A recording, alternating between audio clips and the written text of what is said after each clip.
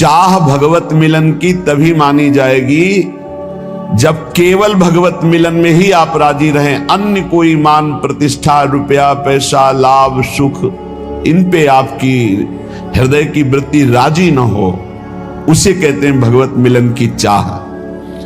जब चाह हृदय में भगवत मिलन की होती है तो उनके बिना जीना कठिन हो जाता है। सच्ची चाह का स्वरूप होता है अनिवार्य, अत्यंत आवश्यक, उसकी पूर्ति होनी ही चाहिए, नहीं मैं जी नहीं सकता। ये भगवत प्राप्ति की चाह देखो किसके हृदय में है। भारी प्रपंच छाया हुआ है चित्त में। जो कंचन कामनी विजयी हैं वो भी कीर्ति में लड़खड़ा के गिर जाते हैं, मान प्रतिष्ठा में गिर जाते हैं। हमारा नाम रोशन हो जाए, हमारा नाम का कीर्ति हो जाए, प्रकाश हो जाए, बहुत बड़ी हानि। इस स्वाप्निक जगत में अपनी यश कीर्ति चाहना मानो भगवान की चाह को मिटाने का पूरा रास्ता जो तय करके आए, उससे आपके जीवन में चाह प्रकट हुई, आपने नष्ट कर दिया। मान, कीर्ति, प्रतिष्ठा, कोई भी चाह ना रह जाए।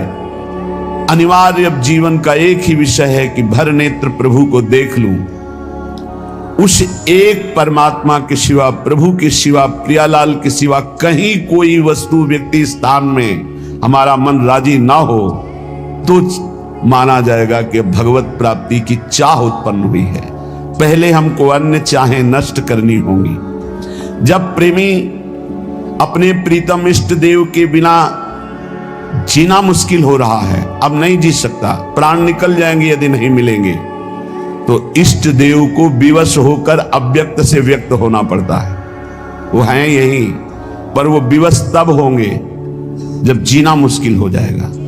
मदन टेर में एक संत रहते थे जो बाह्य नेत्रों से रहित थे, जिसे नेत्रहीन कहा जाता है, लेकिन वो वास्तविक अंधे नहीं थे। वो वास्तविक ज्ञान नेत्रों से, प्रेम नेत्रों से परिपूर्ण थे। 20 वर्ष हो गए थे प्रियालाल की आराधना करते, वृद्धावस्था हो गई थी। अब उनको एक एक मिनट भारी पड़ने लगा कि प्राण निकलने का समय आ रहा है और प्रियालाल का साक्षात्कार नहीं हुआ। मैं तो दोनों तरफ से गया, बाहरी नेत्र है नहीं, अंदर के नेत्रों में झलक नहीं रहे, तो जीवन व्यर्थ, चिल्ला चिल्ला कर रोना आया। जब हम प्रभु के प्रीतम के मिलन की चाह से युक्त हो जाते हैं तो एक एक क्षण जीना मुश्किल हो जाता है। वो विकल होकर रोने लगे और विकल होकर कहने लगे कि हमें लगता है ये सांवरे सरकार बहुत कठोर हृदय के हैं, इनके संग से हे लाडली जो आप भी कठोर हो गई। वैसे तो आपका स्वभाव है करुणा में, दया में, पर संग दोष आपको अंदर आ गया।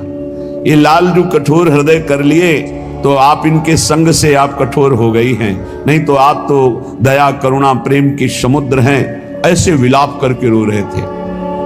प्रियालाल का जहां नाम चलता है, लीला गायन होता है, वहीं प्रियालाल विराजमान रहते हैं। नाम बाणी जहां, श्याम श्यामा तहां। नाम बाणी सुनत, श्याम श्यामा सुबस। नाम बाणी निकट, श्याम श्यामा प्रगट। विश्वास करो, जब आप नाम जप कर रहे हो तो प्रभु आपके पास हैं। जब आप लीला गायन कर रहे हो, वाणी जी का गायन कर रहे हो, तो प्रभु सुन रहे हैं। अब उनको तो पता नहीं था, श्री जी सुन रही थी वहीं पास में। भूल गए, अपने आप को भूल गए। ऐसी करुणामयी हैं, परम कोमल चित, जैसी हरिवंश परम कोमल चित। चपल चली शीघ्रता पूर्वक बाबा के पास और बाबा को पकड़ के कहा, मैं कठोर ना है। लालजू ने कहा, छुप छुप के आनंद ले रहे थे ये भोरी प्रियाजू ने तो भेद ही खोल दिया, तत्काल पकड़ लिया। कौन हो तुम? अपार आनंद हो रहा है। श्री जी ने कहा, ये तुमने कैसे कह दिया बाबा कि लालजू के संग से मैं कठोर हो गई हूं? मैं कठोर ना है तो मैं कैसे जानूं कि आप हमारी स्वामिनी हो? मैं तो आंखों से अंधा हूं, आपको देख नहीं सकता। श्री जी ने कहा, देखो ना। स्पर्श किया, दिव्य नेत्र प्रकाशित हो गए। देखा सामने मंद मंद मुस्कुराते हुए लालजू की, बहुत चतुर हो बाबा। लाडली जू इतनी भोरी है कि समझ नहीं पाई तुम्हारी चतुरता, और वो अपने को रोक नहीं पाई और तुम्हें स्पर्श किया। जब लाडली जी को देखा चरणों में साष्टांग लौट गए, प्यारी जू अब मेरे नेत्र अंधे कर दो, बस मुझे और कुछ नहीं देखना। आपको देखा बस इसी को बसाकर मैं अब कुछ नहीं देखना चाहता। यहां हम इस प्रसंग से ये देखते हैं कि जब हमारे हृदय में मिलन की भारी व्याकुलता होती, उससे पहले हमारे प्रभु हमारे पास विराजमान होते हैं। बस मिलन की व्याकुलता होना ही उनके साक्षात्कार का उपाय है। और ये होता है खूब लीला गुण गायन, नाम जप, अन्य चाहों को मिटा दिया। सच्ची चाह में कोई कामना अन्य नहीं रह जाती। यदि हमें प्रभु से कुछ चाहिए तो अभी प्रभु के दर्शन की चाह नहीं है, प्रभु से कुछ चाहिए, अनुकूलता चाहिए, समस्या हट जाए, विपत्ति हट जाए, शरीर स्वस्थ हो जाए, कुछ भी चाहिए तो अभी प्रभु के दर्शन की लालसा प्रबल नहीं हुई है। जब कुछ लेने की लालसा ना हो और वो दे तो भी लेने की लालसा ना हो, हाँ, कैसे जैसे छोटा बालक रोने लगा, अब मां ने खिलौने भेजे, वो खिलौने में भी नहीं राजी हुआ, फिर भी रो रहा है। मां ने किसी और को भेजा, फिर भी राजी नहीं हुआ, तब मां अपनी गोद में ले लेती। ऐसे लोक लोकांतर की भोग सामग्री हमारे प्रभु हमको दे तो भी उसमें हमें राजी नहीं होना। हमें भोरी सखी की तरह मान कर जाना है। भोरी सखी सेवा कुंज में जो चने बंदरों को डाले जाते हैं, बंदर जो खाद के छोड़ देते हैं, उन्हें ठुड्डियां कहते हैं, उनको बीन करके यमुना जी के पावन पुलिन में बैठ करके उनको पा करके रात दिन श्री जी को पुकारते। श्री जी को नहीं रहा गया, राधा वल्लभ जी के पूज्य गोस्वामी जी को स्वप्न में आदेश किया, मेरी प्रिय भोरी सखी यमुना किनारे विलाप करती रहती है, रोज मेरी थाल से उनको प्रसाद भेजिए। जब प्रसाद लेकर के गए और प्रसाद देखा तो खड़े हो गए श्री भोलानाथ जी, भोरी सखी माथे पे लगाया। जब वो चले गए तो रोने लगे कि आपको पता है कि मैं आपके लिए विकल हो रही हूं, आप हमें प्रसाद देकर संतुष्ट करना चाहती, किनका मुख में डाला और यमुना जी में प्रसाद को समर्पित कर दिया और कहा आप जानती हैं कि मैं आपके लिए विकल हो रहा हूं, बस मुझे आप चाहिए, आप चाहिए, हमें राजी कहीं नहीं होना। इस जलन को वो मिटाना नहीं चाहता, वो बढ़ाना चाहता है प्रेमी। मिलन की भारी उत्कंठा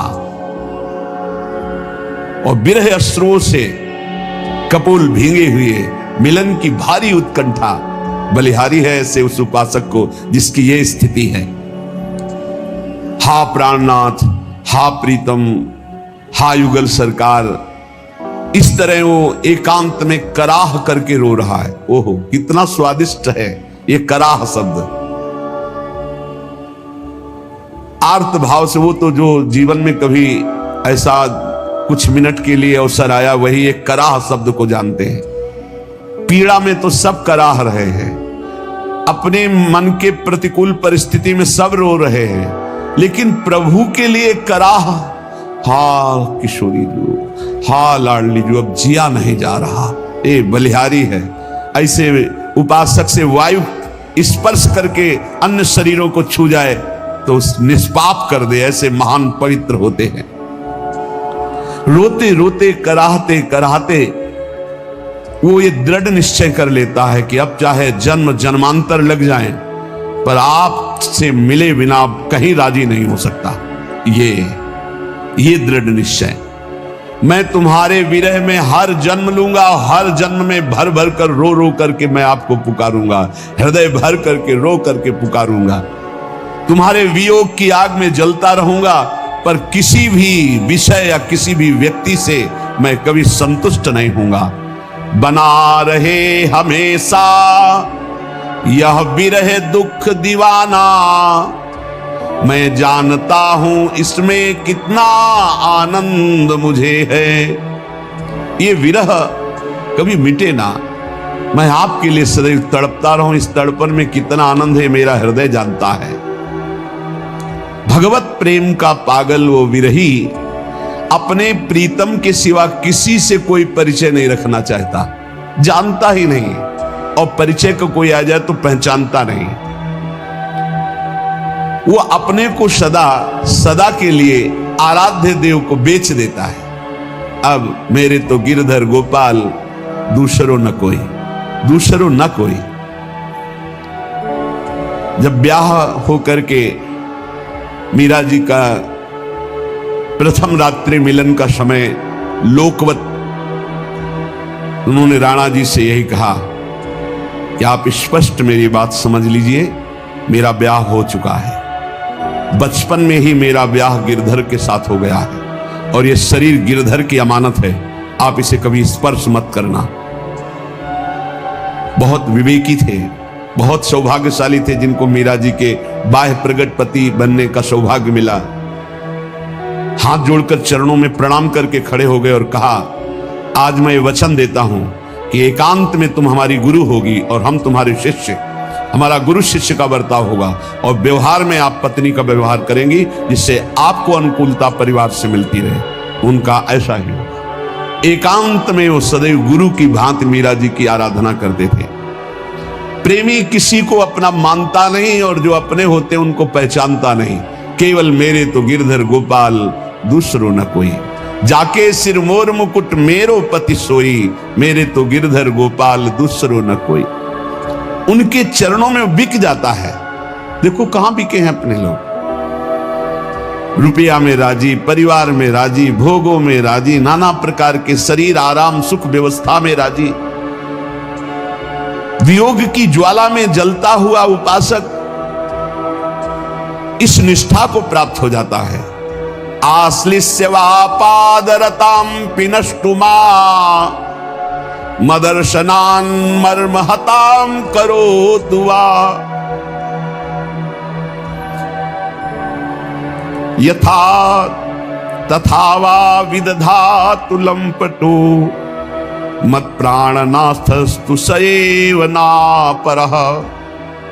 वो चाहे मुझे अपने निज जान करके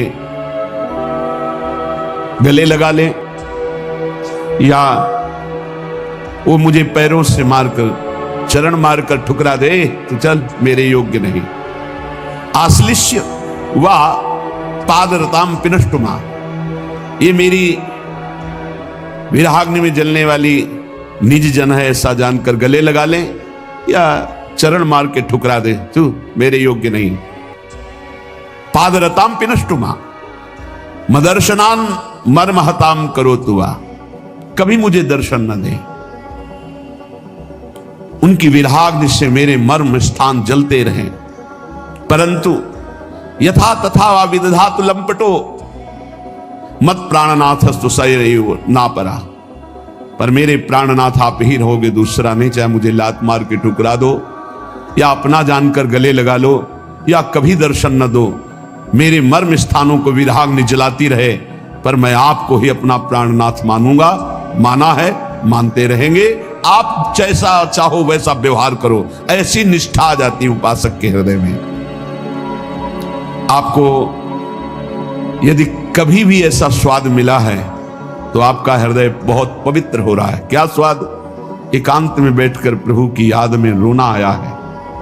एकांत में, सभा में तो कभी कभी सात्विक भाव सभा में प्रकट होते हैं तो दो चार बूंद अश्रु निकल जाते हैं, लेकिन इनका कोई खास महत्व नहीं।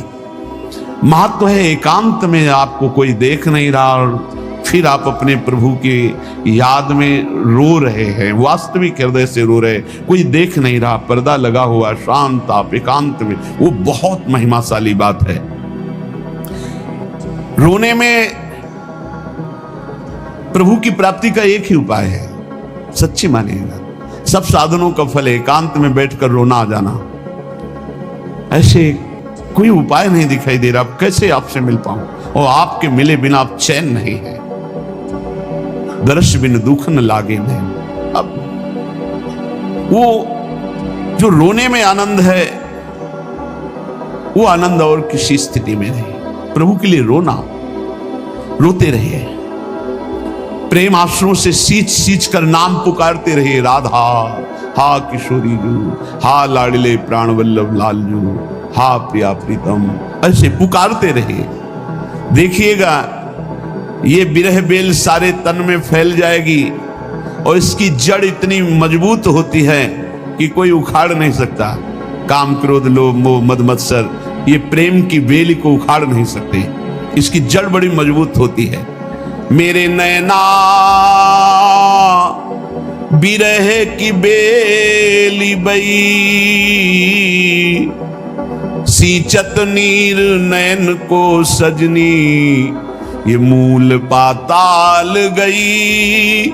मेरे नैना बिरह की बेली बई, ये इतनी जड़ पाताल में चढ़ी गई कि कोई उखाड़ नहीं सकता इस प्रेम बेली को। और ये बेली बहुत जला रही है, प्रीतम के मिलन के लिए बहुत ही विरह बढ़ रहा है। ये विगसत लता सुभाए आपने, छाया सघन भई, अब कैसे निर्वारों सजनी, ये सब तन पसरी गई। मेरे नैना बिरह की बेली बई, ऐसी विरहाग्नि कि नेत्र रूप देखते हैं तो तन में विरहाग्नि, और तन तन से लगा है तो नेत्रों में विरहाग्नि। कभी चैन ही नहीं, प्रेमी को कभी पूर्णता ही नहीं अनुभव होती। ये सच है कि ऐसा विरह सच्चे उपासकों में जागृत होता है, जो रात दिन ईमानदारी से सच्चाई से भजन, ये व्यवहार, ये प्रपंच, एक दूसरे का तर्क, ये सब बहुत कूड़ा करकट है। प्रेमी को कब फुर्सत है दूसरे की देखने की, दूसरे की बात करने की, दूसरे विषय की उसकी गुंजाइश ही नहीं है। वो नित्य मिलन में नित्य विरह देखता है और नित्य विरह में नित्य मिलन देखता है। विरही बात करके बात कर, कब मिलोगे, और सामने उसको दिखाई दे रहे। ये बड़ा प्रेम का विलक्षण स्वरूप है।